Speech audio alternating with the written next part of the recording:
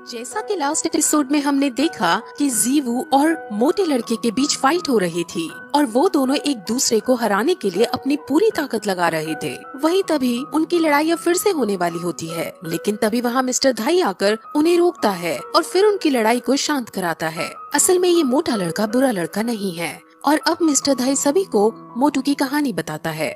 असल में मोटू इसी स्कूल के अंदर का स्टूडेंट है जिसने इसी साल एडमिशन लिया है।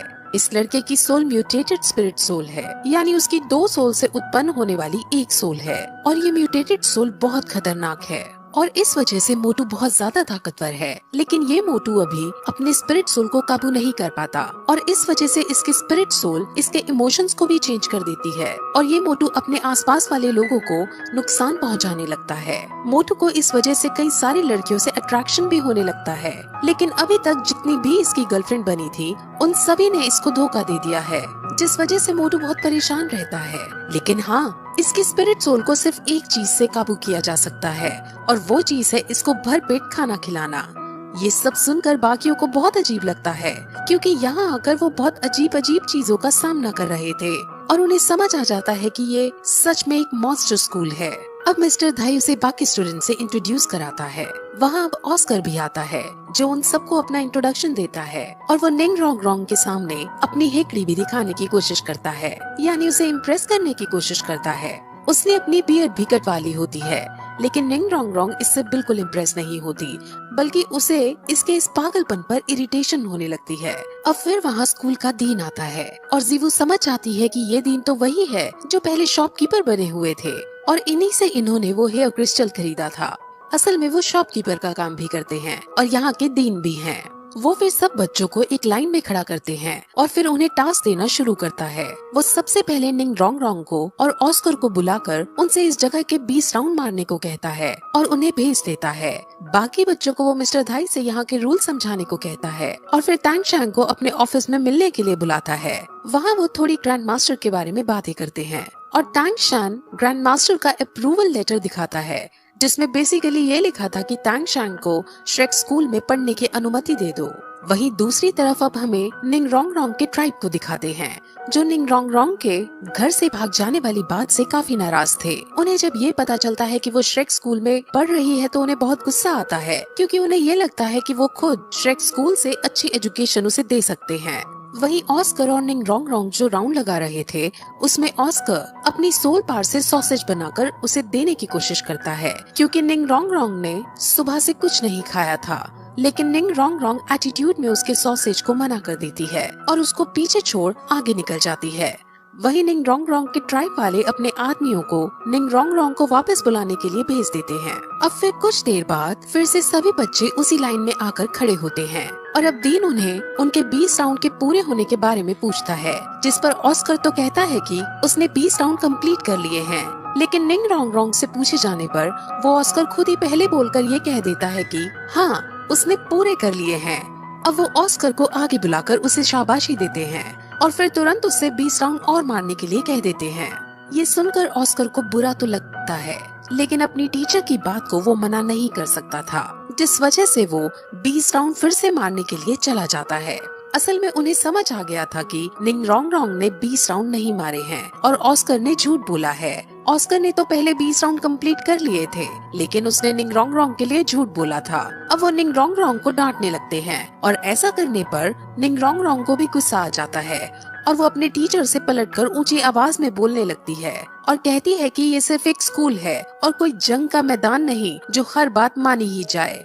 असल में निंग रोंग रोंग का ट्राइब बहुत बड़ा और शक्तिशाली ट्राइब था, जिस वजह से वो हमेशा एरोगेंसी और घमंड में रहा करती थी और वो सबसे उल्टा उल्टा ही बोला करती थी। अब डीन उसको इस स्कूल से बाहर चले जाने को कहता है और मिस्टर धाई से इसका सामान पैक करने को कहता है, जिस पर निंग रोंग रोंग धमकी देती है कि अगर ऐसा करने की कोशिश भी की तो मेरे ट्राइब वाले तुम्हें छोड़ेंगे नहीं। लेकिन डीन इसकी बातों से नहीं डरता और उसे पलटकर कहता है कि तुम आखिर क्या कर सकती हो, तुम यहाँ सबसे कमजोर लड़की हो और तुम्हें शुक्र मनाना चाहिए कि हमने तुम्हें एडमिशन दे रखा है। अब निंग रोंग रोंग को ये बात बर्दाश्त नहीं होती, क्योंकि उसके अकॉर्डिंग वो बहुत शक्तिशाली थी। लेकिन जब वो अपने पास खड़े टैंग शैंग, जीवू, मोटू, मिस्टर धाई और कैट गर्ल को देखती है तो उसे भी अपने आप को कमजोर महसूस लगने लगता है। लेकिन फिर वो ऑस्कर को देखती है और उससे ज्यादा तो वो ताकतवर होगी ही, ये सोचने लगती है। लेकिन डीन उसे बताता है कि ये ऑस्कर भी अपनी फुल सोल पार रखता है और अपने फील्ड के लोगों के बीच ये सबसे ताकतवर है। अब निंग रोंग रोंग को समझ आ जाता है और वो उदास होकर रोते रोते वहाँ से भाग जाती है। अब फिर शाम को डीन उन सभी को बाहर शहर में घुमाने ले जाता है और थोड़ा घूमने के बाद उन्हें एक रिंग के अंदर ले जाया जाता है जहाँ दो योद्धाओं के बीच कंपटीशन हुआ करते थे। इस जगह का नाम सोल एरिना है और यहाँ लोग अपनी अपनी फाइटिंग स्किल्स का यूज करके एक दूसरे को हराते हैं। असल में यहाँ जीतने वाले को अलग अलग बैजेस दिए जाते हैं और डीन उन सभी को ये कहता है कि तुम्हें श्रेक स्कूल से ग्रेजुएट होने के लिए कम से कम सिल्वर बैज तो यहाँ हासिल करना ही होगा। अब वो लोग अंदर जाते हैं जहाँ मिस्टर धाई उन सभी को ये बताता है कि वो 29 मैचेस जीते हैं और 27 मैचेस हारे हैं, जिस वजह से उसका स्कोर 2 है।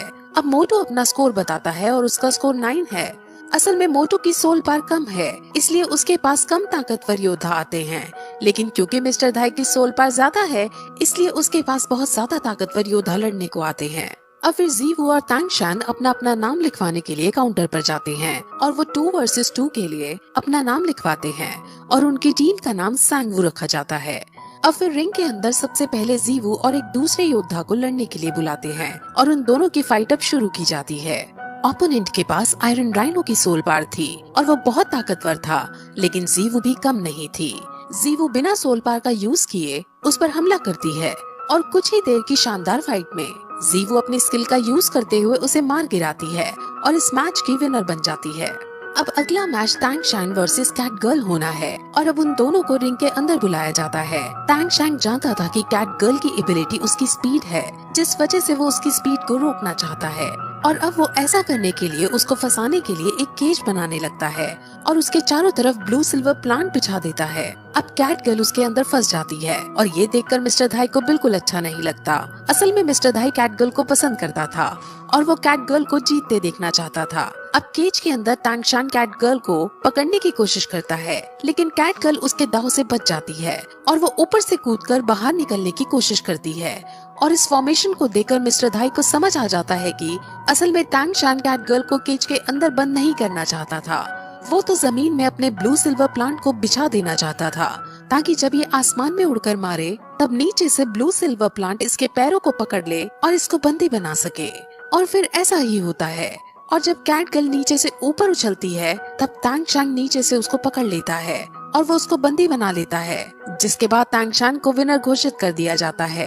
कैट गर्ल इस हार से निराश हो जाती है, लेकिन मिस्टर धाई उसे सांत्वना देते हैं कि ये जगह एक प्लेन जगह थी और तुम्हारी एबिलिटी पेड़ों पर चढ़कर मारने की है, जिस वजह से तुम्हें यहाँ हारने पर उदास नहीं होना चाहिए। अब फिर 2 वर्सेस 2 राउंड शुरू किया जाता है, जिसमें एक टीम में जीवू और तांगशान रहते हैं और दूसरी टीम में 2 हैमर सोल पार के भाई रहते हैं। उसमें से एक आयरन टाइगर है और दूसरा आयरन ड्रैगन है और वो दोनों ही बहुत ज्यादा शक्तिशाली हैं। वो दोनों रैंडम स्किल हैमरिंग का यूज करके तांगशान और जीवू पर हमला करते हैं और हालांकि तांगशान भी उन पर हमला करता है, लेकिन वो दोनों भाई बहुत ज्यादा शक्तिशाली थे और तांगशान उनका कुछ नहीं बिगाड़ पाता और लड़ाई के बीच उनमें से एक भाई तांगशान पर हैमर से वार कर देता है, जिस वजह से तांगशान बहुत घायल हो जाता है। हालांकि वो घायल होने से पहले उन दोनों को अपनी ब्लू सिल्वर प्लांट के अंदर फंसा देता है। जीवू तांगशान को घायल देख बहुत गुस्से में आ जाती है और वो अब सीरियस होकर उन दोनों के ऊपर अपनी ब्लेड फेंकती है। लेकिन ये मैच सिर्फ एक कंपटीशन था जिसमें हार जीत तो होनी ही थी, लेकिन जीवू के फेंके हुए ब्लेड उन दोनों की जान ले सकते थे, जिस वजह से तांगशान अपना हिडन वेपन उनकी तरफ फेंक कर उन्हें मरने से बचा लेता है और फिर वो दोनों भाई इनकी ताकत को देखकर खुद ही अपनी हार एडमिट कर लेते हैं और शानवू को अब विनर घोषित कर दिया जाता है। लेकिन इस लड़ाई के बाद तांगशान को समझ आ जाता है कि इस दुनिया में और भी बहुत सारे शक्तिशाली योद्धा हैं और उसे ट्रेनिंग करने की जरूरत है। अब फिर वो सब बाहर आते हैं और आज मिस्टर धाई ने कैट गर्ल को प्रपोज करने का प्लान बनाया होता है, लेकिन मोटू सबके सामने ये बात कह देता है, जिससे मिस्टर धाई की अच्छी वाली बेइज्जती हो जाती है और कैट गर्ल उसे एक आवारा लड़का समझ वहाँ से चली जाती है।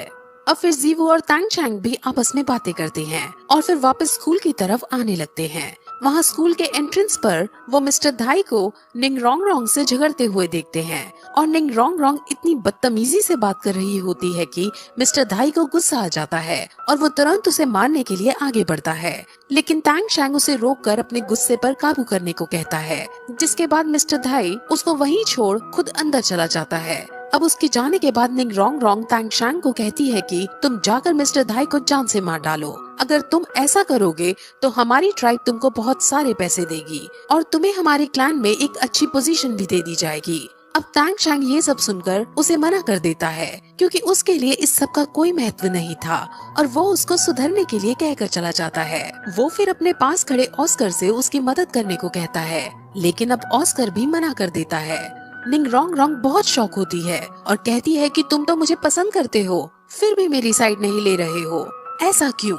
जिस पर ऑस्कर कहता है कि तुमने बार बार बोलकर मुझे ये एहसास करा ही दिया कि तुम एक बहुत बड़े परिवार से हो और हम सब तुम्हारे सामने एक तुच्छ से व्यक्ति हैं और मुझे अब खुद भी लगता है कि मैं तुम जितनी बड़े घराने की लड़की के लिए नहीं बना हूँ। अब निंग रोंग रोंग को अपनी गलती का एहसास हो जाता है और हालांकि वो पलटकर तो कुछ नहीं बोलती, लेकिन उसे समझ आ जाता है कि अगर उसने अपना बिहेवियर आगे नहीं सुधारा तो उसका कोई दोस्त नहीं बनेगा और अब वो जोर जोर से रोने भी लगती है। अब अगले दिन फिर से सभी बच्चे स्कूल के अंदर एक लाइन में खड़े होते हैं और वहाँ फिर से ऑस्कर आने में लेट हो जाता है और जब वो आता है तो डीन उस पर गुस्सा करने ही वाला होता है कि तभी ऑस्कर खुश होते हुए उन्हें ये बताता है कि मैंने आज सुबह ट्रेनिंग की थी और आज मेरी सोल पार 30th रैंक पर पहुंच गई है। अब ये सुनकर डीन बहुत खुश होते हैं और बाकी बच्चे भी उसे कांग्रेट्स कहते हैं क्योंकि 4 सोल पार को रैंक 30 पर पहुँचना बहुत मुश्किल वाली बात थी। अब रैंक 30 से आगे बढ़ने के लिए उसे अपनी सोल पार में स्पिरिट रिंग ऐड करनी है और इसीलिए उसे एक बीस्ट को मारना है। इसीलिए डीन उन सब को ये ऑर्डर देता है कि तुम सब आज जंगल जाकर बीस्ट को मारोगे ताकि ये उसके अंदर से स्पिरिट रिंग को हासिल कर सके। अब वो इस बात की सेलिब्रेशन के लिए ऑस्कर से सबको एक एक सॉसेज देने को कहता है और वो खुश होकर सॉसेज बनाने लगता है, लेकिन कोई भी उसका सॉसेज नहीं खाना चाहता था। लेकिन जब उसका सॉसेज बनकर रेडी हो जाता है तो अब सबसे पहले निंग रोंग रोंग उसके सामने आती है और उसके दोनों सॉसेज खा लेती है और ये देखकर सब बहुत शॉक होते हैं। अब फिर वहाँ मिस्टर जाओ भी आते हैं और वही इनको जंगल ले जाने वाले हैं। अब सब मिस्टर जाओ की गाइडेंस में जंगल के अंदर शिकार करना चालू करते हैं, लेकिन उन्हें अभी कोई पीस दिखाई नहीं देता। वहाँ एक जगह ऐसी भी आती है जहाँ ऑस्कर चलते चलते खाई में गिरने लगता है, लेकिन निंग रोंग रोंग उसे बचा लेती है और अब निंग रोंग रोंग की तरफ से भी हमें एक रोमांटिक एंगल देखने को मिलता है। अब जंगल में घूमते घूमते वो दूसरे टाउन में आ जाते हैं और वो यहाँ एक रात रुकने का डिसाइड करते हैं। फिर वो सब इस टाउन के अंदर एक रेस्टोरेंट के अंदर खाना खाने लगते हैं और वहाँ एक और स्कूल के बच्चे खाना खाने आते हैं। उस स्कूल के बच्चे बहुत शरारती थे और उनको हमेशा कोई ना कोई पंगा चाहिए ही होता है। श्रेक स्कूल वाले बच्चे भी समझ जाते हैं कि अब यहाँ पंगा होने वाला है।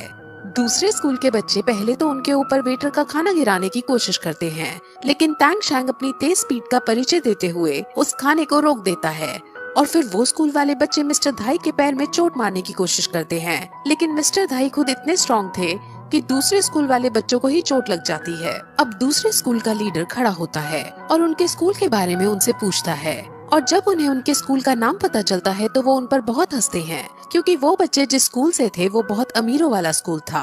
अब फिर उनमें लड़ाई होने लगती है जिसमें स्कूल के बच्चे श्रेक स्कूल के बच्चों से लड़ते हैं, लेकिन श्रेक स्कूल की जीवू ही उन पर भारी पड़ने लगती है और अब दूसरे स्कूल के लीडर को भी गुस्सा आ जाता है और अब दोनों स्कूल के बच्चे एक दूसरे को गुस्से से देखते हैं और इसी के साथ ये एपिसोड यहीं खत्म हो जाता है।